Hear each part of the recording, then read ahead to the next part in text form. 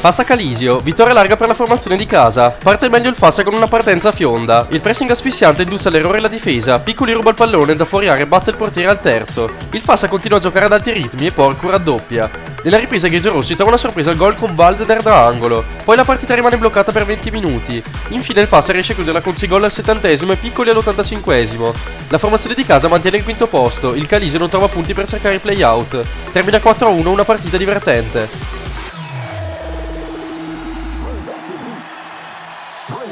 Fiemme Lona Lases, vittoria di misura per il Fiemme che sale al terzo posto. Il primo tempo è giocato molto meglio dal Fiemme che all'inizio fatica a creare occasioni. Al 20esimo i locali passano con Samuele Dell'Addio che segna di testa battendo Son.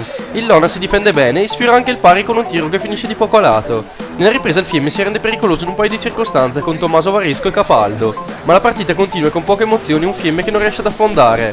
Vittoria importante per il Fiemme che vince 1-0. Gardola Aquila Trento, sono gli Aquilotti a imporsi nel big match. I gialloblu sono chiamati a riaprire il campionato, ma gli Aquilotti partono molto meglio e trovano la rete al quinto con Diop di destro. Il Gardola appare frastornato e 10 minuti dopo Bazzanella serve Diop che di testa non perdona. Poco prima della mezz'ora arriva anche il terzo gol di Bet in diagonale. Nella ripresa Diop esce per infortunio e la partita viene stravolta dalle reti di Dianier e Mici, al 65esimo e al 75esimo.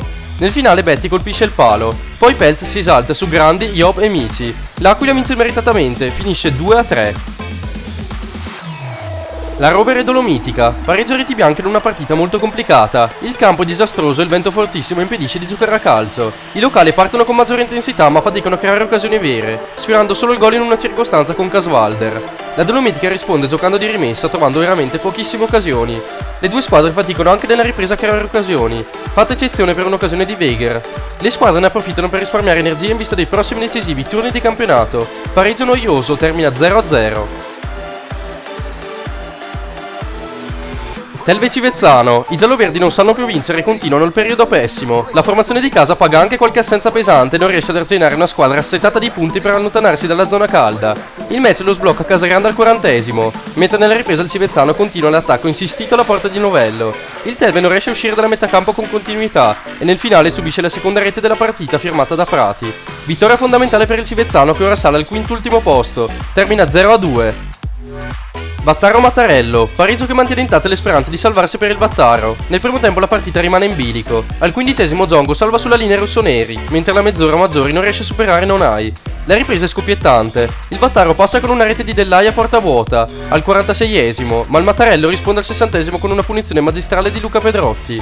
I rossoneri riescono anche a segnare lo scadere con De Carli di testa su angolo, ma Codognato un minuto dopo pareggia e mantiene vivo il Battaro. Partita molto divertente, termina 2-2.